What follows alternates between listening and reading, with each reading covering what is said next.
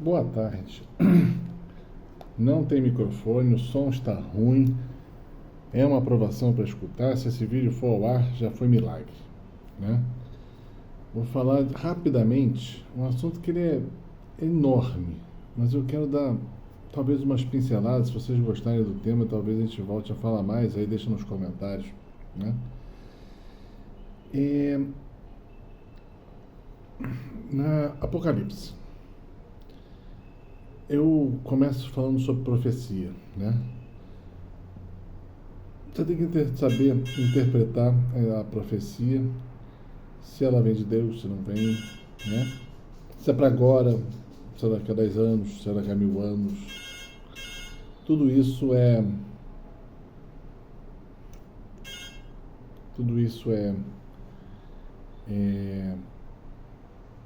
um ponto a ser, logicamente, compreendido.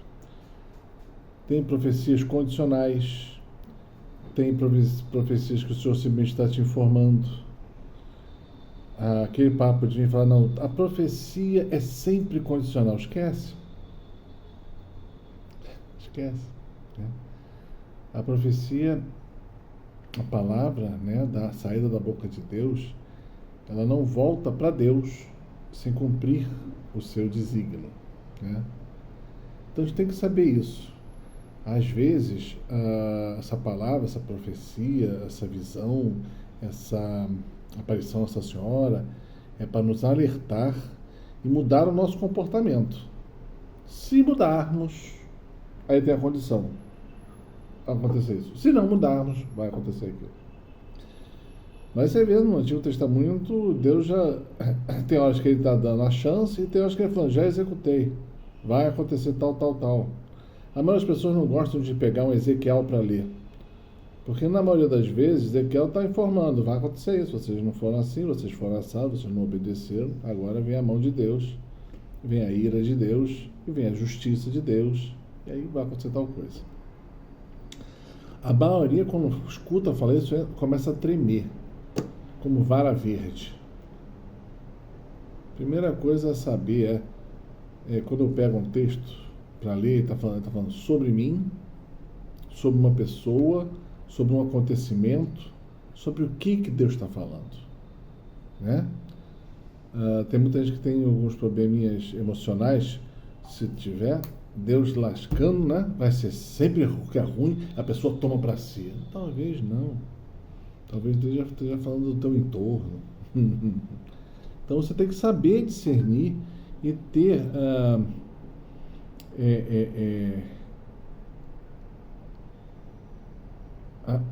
estar em Deus para saber sobre o que Ele está falando, né? Ler é fácil, compreender já não é tanto. Se for coisas de Deus, diz a palavra, sem a sabedoria você não vai entender nada. Mesmo com a sabedoria, Deus às vezes ele ensina em partes, você vai pegando em partes e vai entendendo em partes, porque você não tem capacidade de compreender. Deus sabe disso. E Ele é pedagógico, né? Então tem coisas que vão se realizar, tem coisas que pode ser que se realizem, e tem coisas que Deus está só conversando com você. Vamos chamar assim. Fica mais fácil.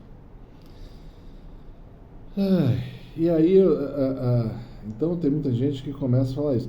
E aí quando você fala em juízo, em castigo, a maioria treme, né? Não trema. Não tremas e não temas, diz a palavra. Por quê? O juízo é ruim para aqueles que são maus.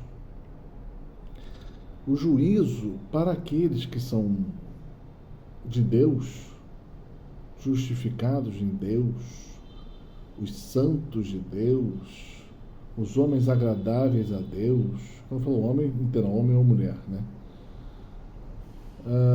É bom. Tanto que Jesus vai falar assim,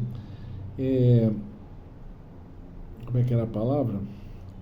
Quando vocês ouvirem de tais coisas, alegrem-se, pois a minha vinda está próxima.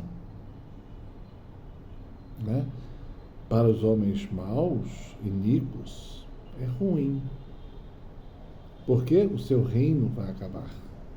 A sua perfídia vai acabar, né? Mas para os homens de Deus vai começar a ação de Deus, e toda ação de Deus em justiça para um homem de Deus é boa. Se você a trata como mal, você foi mal catequizado, você não tem instrução e para tudo para aprender, né? E pior, quem está te ensinando alguma coisa é uma pedra. Jesus falou: se os homens santos de Deus não falarem, usarei as pedras. Então, só a palavra se cumprindo. E eu queria falar uma coisa que é também muito simples, que as pessoas não entendem. Não entendem. Eu demorei a entender porque eu tinha um conceito, né? A gente tem conceitos, e nossos conceitos muitas das vezes atrapalham o entendimento das coisas de Deus, porque a gente entra com esse pré-conceito. Não é preconceito de achar errado, mas você tem um conceito anterior que te barra o conhecimento do conceito novo, né? Então, eu vou pegar aqui um texto bem complicado. Esse aqui, a maioria se enrola. Vamos ver se a gente não se enrola. Mas eu quero jogar uma luz. Meu objetivo não é dar todo o conhecimento, mas jogar uma luz. E Apocalipse não é um livro qualquer. É um livro de revelação de coisas a acontecerem que antecederão a vinda de Jesus. É um livro escatológico, portanto, mais difícil da Bíblia. E ele é uma profecia. Se você não acredita em profecias, tá ruim para você, né? Jesus acreditava. Deu ruim para tu, né? E é um livro de profecia, mas não é uma profecia condicional. É uma profecia que vai acontecer. Em cada detalhe, em todas as vírgulas. Ok? Só para ficar claro. Ele diz assim, né? Ele vai falar sobre Apocalipse 13. Eu não sei nem de onde começar. Seduziu os habitantes da terra com prodígios e era dado a fazer sob a sua vigilância da fera, porque ele fala, nesse texto vai falar da fera, da primeira fera e da segunda fera, a primeira besta e a segunda besta. A primeira coisa a falar é o mais forte, a primeira é o anticristo, o segundo é o falso profeta. É um homem vestido de profeta, mas que na verdade não é. Né? Depois vocês leem sobre isso, mas não vou falar agora não. E eles tinham cada um a sua peculiaridade. Um trabalhava para política militar e o outro funcionava na sua área da espiritualidade, igreja. Ok? Então, e cada um deles tem o seu trabalho. Lógico, a primeira fera é maior que a segunda fera. Ponto. E a primeira fera deu poder à segunda fera, né? Para fazer milagres sob vigilância desta, sob a autoridade da outra, porque na verdade não era dele o poder. O poder era da primeira fera dada por Satanás. Você tem que entender, assim como nós temos a trindade divina, Pai, Filho e Espírito Santo, também do mal tem a mesma trindade, Satanás, o anticristo e o falso profeta. É igual, né? Funciona semelhante, só que invertido, né? E ele deu poder para fazer prodígios. Para quê? Para que o mundo olhasse para ele como se fosse alguém especial, né? Dando sobre persuadindo a fazer uma imagem da fera que sobreviveria a golpes de espada. Isso aqui é um sinal dos tempos, tá? As pessoas não percebem isso. Então, o anticristo vai fazer uma imagem dele que possa, que sobreviva a golpes de espada, ou seja, de armas bélicas, mas que será a sua imagem. Ele vai comunicar a sua imagem a criaturas. E quem seriam essas criaturas? Antigamente, se falasse isso, ninguém ia entender nada. Mas hoje em dia você vê, já está sendo produzido. São os robôs, né? Não é um robô de fábrica industrial que leva, não. Humanoides, né? Estão sendo produzidos. Já está bem próximo, não, né? Com feições humanas, já está lá. Pesquisa aí. Não vou falar muito não, pesquisa. O Japão está bem avançado, a China está muito mais avançada. Certo? Foi-lhe dado também comunicar espírito a imagem da fera, de modo que essa imagem se pudesse falar, ou seja, esta criatura, que eu já estou falando que é um robô, né, pode falar. Hoje em dia você entende que pode, antigamente você não conseguia entender isso. E fizesse com que fosse morto todo aquele que não se prostrasse diante dela. Então, para que estão sendo feitos esses robôs cibernéticos, humanoides? Para quê? Para ser a imagem da fera. Para quê? Para implantar um sistema, né? Esse sistema é de adoração à primeira fera. Primeira coisa do sistema. Conseguiu que todos, pequenos e grandes, ricos e pobres, livres e escravos, tivessem um sinal na mão direita e na fronte, que ninguém pudesse comprar e vender se não fosse marcado pelo nome, com o nome da fera ou o número do seu nome. Aqui tem um segredo, aqui até bota, né? Eis aqui uma sabedoria. Quem tiver inteligência, calcule o número da fera. Porque o número de um homem é o número 666.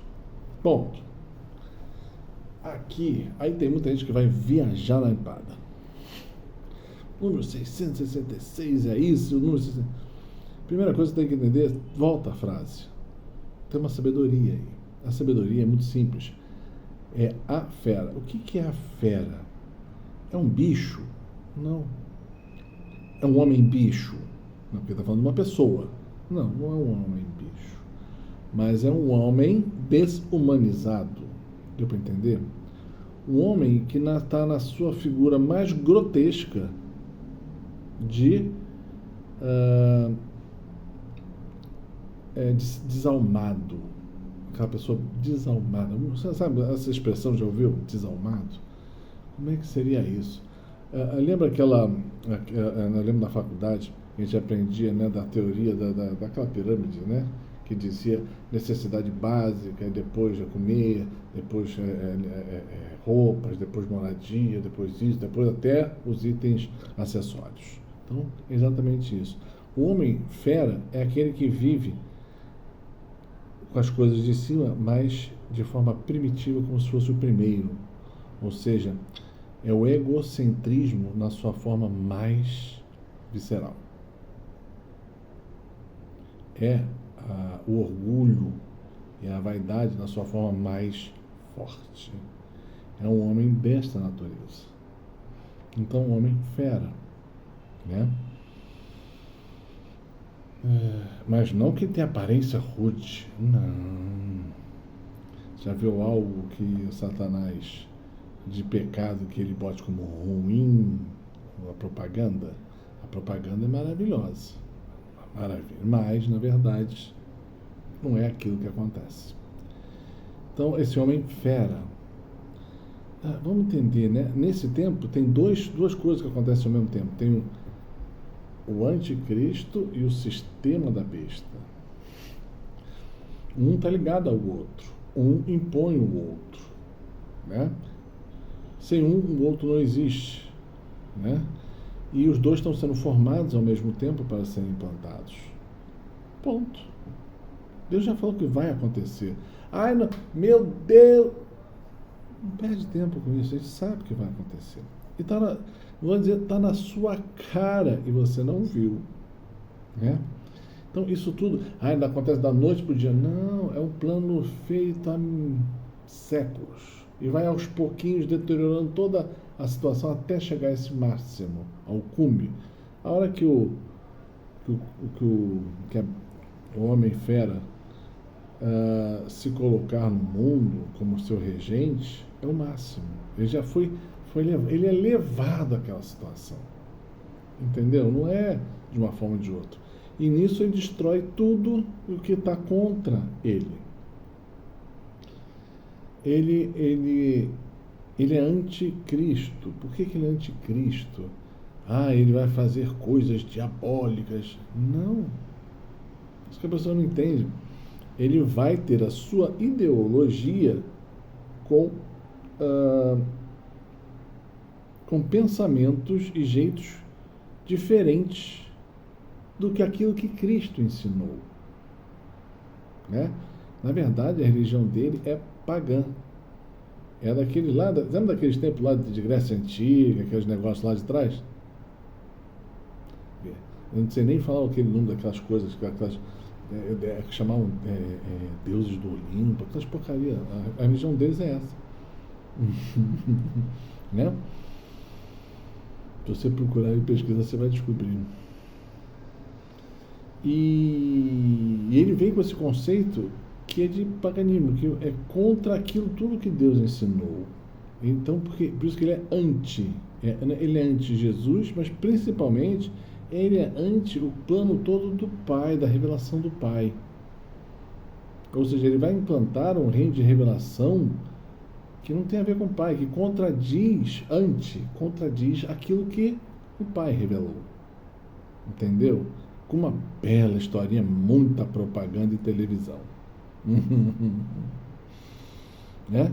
E vai submeter a todos, ou pela força do dinheiro, com o sistema. Que sistema? Esse sistema que ele falou aqui, de uma marcação na mão e na fronte. Tem gente que fala assim, é só na mão ou só na fronte? Não, é os dois juntos. Na fronte, ideologia, na mão, dinheiro. Né? Sem dinheiro você não compra e vende, e sem estar na adoração mental à criatura, você também não participa desse reino. Da mesma forma que a gente só participa do reino de Deus se a gente botar a nossa cabeça, coração, alma em Deus e participar fisicamente, né? Vale a questão monetária também das coisas de Deus. Eu lembro, não sei qual era o santo que falava isso. A conversão no homem só é verdadeira quando ela chega no bolso. Não sei. Eu tenho que descobrir qual é esse santo, né? Porque é fantástico isso. E o que eu queria colocar aqui também. Então, essa ideologia contra Deus, ela já está avançando no mundo a fortes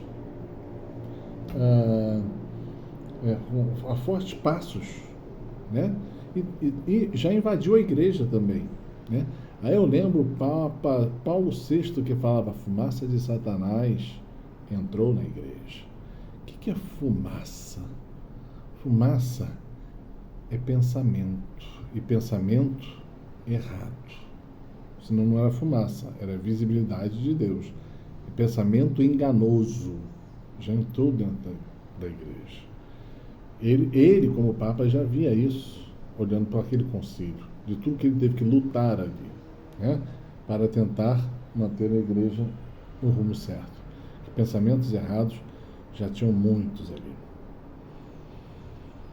E muita coisa foi feita de lá para cá. Tanto que hoje em dia você vê dentro da igreja conceitos sobre... eu vi uma vez, como é que era o nome? Conversão ecológica. Temos que proteger a ecologia. Não. Isso é paganismo.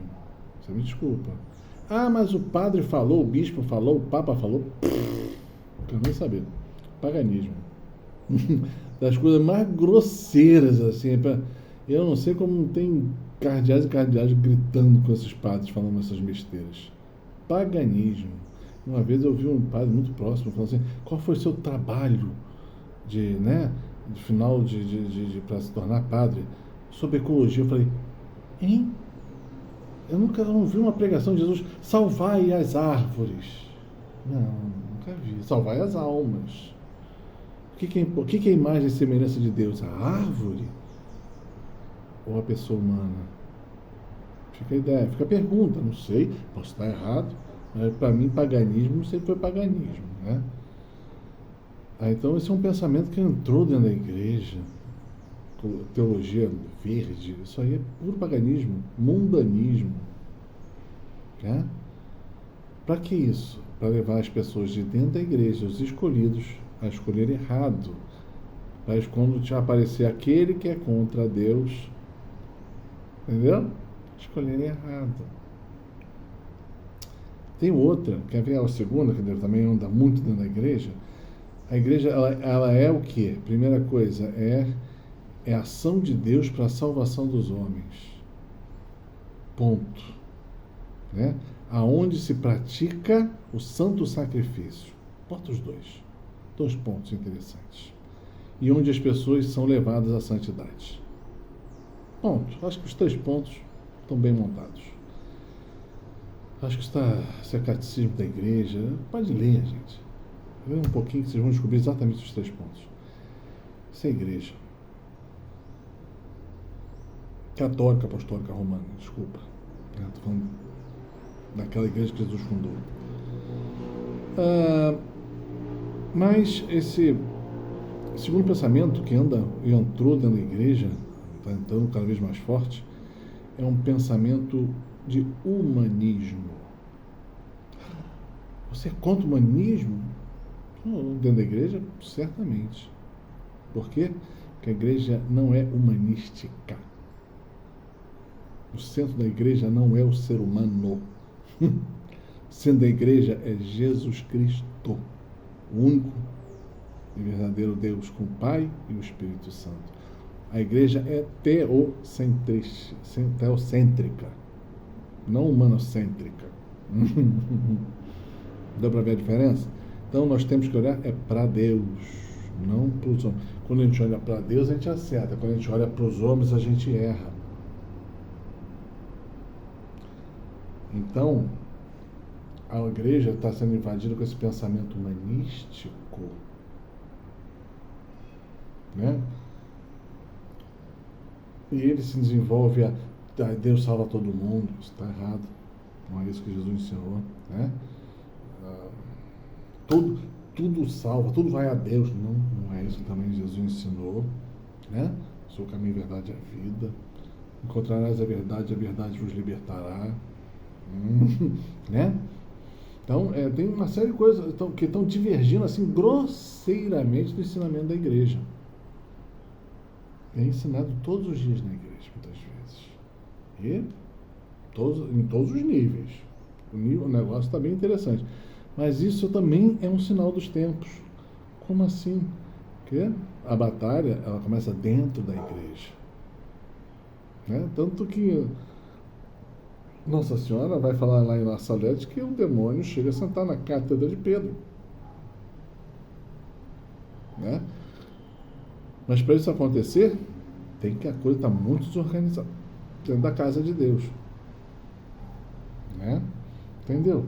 Então, o número da besta, ele tem a fase espiritual, ideológica e financeira. A financeira é que o mundo vai quebrar. E aí, quando o mundo quebrar, vai vir um salvador da pátria, né? Que vai dar ideias fantásticas que aparentemente vão resolver tudo e botar tudo nos eixos, é só confiar nele, e quem não confiar nele também está fora do sistema. Né? E todos os seus ascetas vão fazer isso acontecer. Isso Dom Cipriano explicava tão bem.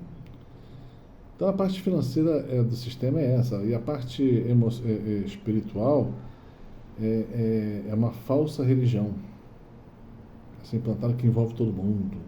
Aí eu pego o Padre Jonas falando tão bem sobre isso. E tem a terceira parte, que é da ideologia, que já está sendo implantada também, né? Bota essas duas, né? Uma teologia verde, pagã, uma teologia humanística que nega o centro da igreja, o centro de tudo como Deus, o centro está achando que o centro é um homem, vai dar errado. Se o homem é pecador, para onde vai o centro da igreja? Vai para o pecado. Se a igreja, o centro da igreja é Deus, ela vai para Deus, então ela é santa. Entende porque a igreja é santa e pecadora? Meu Deus do céu. E aí tem o código da besta. O código, é o chip, é o negócio implemento na mão, tudo isso é verdade, né? Mas tem uma coisa que é muito mais interessante, que as pessoas passam de passagem, que é o código, o 666. O número 666 no Antigo Testamento, na linguagem judaica antiga, que a maioria não pesquisa muito, ele vai falar que é o número do homem, né? Tanto que é o número de ouro que Salomão recebia, que era o número do homem, né? Toneladas de ouro que ele recebia, né? Tem toda uma codificação. Quer dizer o quê? É um plano de você tirar o centro de Deus e botar o centro no homem. O 666 significa tão somente isso. Porque quando você tira de Deus e bota no homem, você já quebrou a religião. Religião significa religar com Deus. Então você já quebrou. E ficou no homem.